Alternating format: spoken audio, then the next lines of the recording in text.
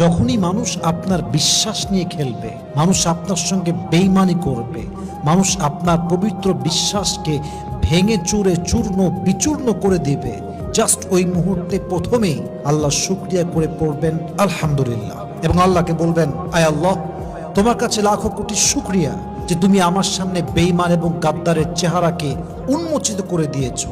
আমি বুঝে গিয়েছি আমার জীবনে কে বিশ্বাসযোগ্য আর কে বিশ্বাসযোগ্য নয়।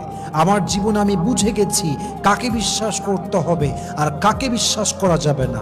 হে আল্লাহ, আমি যদি আজকে বেঈমানকে না চিনতাম, আরো 1 বছর পরে গিয়ে চিনতাম, আরো 2 বছর পরে গিয়ে চিনতাম, আমি তো নিঃস্ব হয়ে যেতাম, আমি তো সব বিলীন করে ফেলতাম।